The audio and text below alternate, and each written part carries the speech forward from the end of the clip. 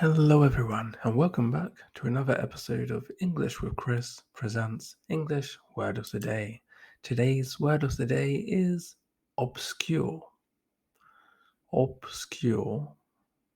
Obscure. This word is an adjective, and the definition, it has a lot of definitions, just to warn you. So lots of different ways to use this word. First and foremost, shrouded in or hidden by darkness.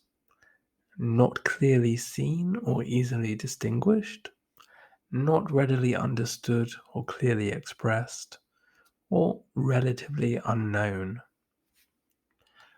Our first example: the obscure writer was not known in the literary community. So, obscure, he was not well known. Um, he didn't have much of a reputation. I guess he was sort of overlooked in a way. Our second example: today's sighting is the first time Dr. Samuels has ever seen the obscure family of insects. So again, not clearly seen would be a fitting one in this case.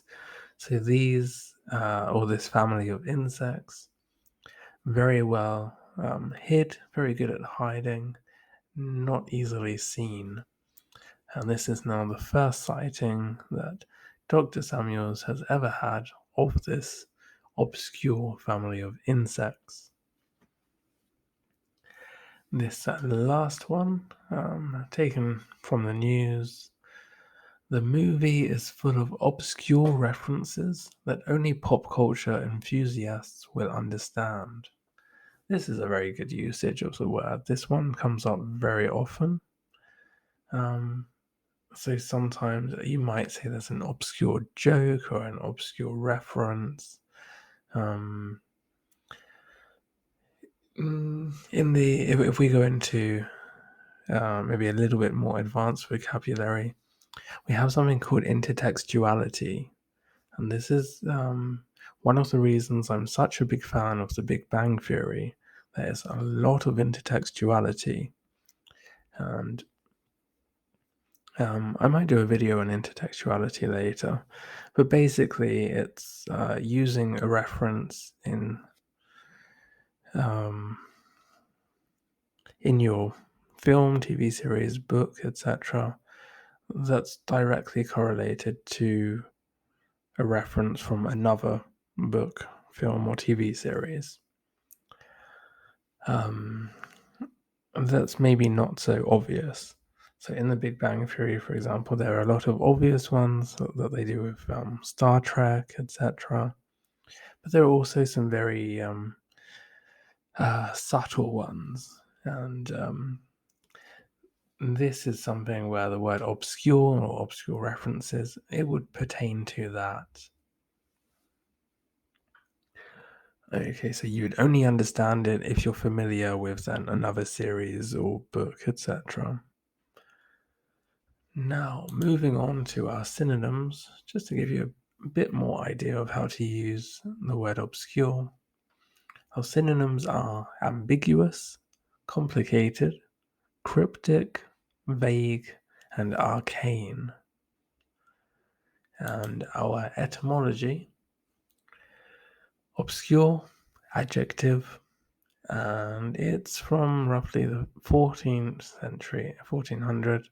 Dark, figuratively, morally unenlightened, gloomy, and this is from the Old French obscure, dark, clouded, gloomy, dim, not clear. And that's as far back as the 12th century. And directly from Latin obscurus, dark, dusky, shady, figuratively, unknown, unintelligible, hard to discern, from insignificant ancestors, from ob, meaning over, plus scurus, meaning covered, from pi root s, Keu, to cover or conceal. So the figurative sense of not readily understood, not manifest to the mind or understanding, is from the early 15th century, of persons not illustrious or noted, unknown to fame, from 1540s, and the more literal sense of indistinct without clearness or form or outline, hardly perceptible, not capable of being clearly seen through lack of light, is attested in English from 1590s. In regard to the meaning of something said or written, obscure is general, being founded upon the figure of light which is insufficient to enable one to see with any clearness. This figure is still felt in all the uses of the word. And this is cited from Century Dictionary, 1895. So hopefully you enjoyed the video and you learned a new word. If you did, please do leave a like and consider subscribing. It would mean a lot to me. Thank you all for watching. I hope you enjoy the rest of your day. Take care and bye bye for now.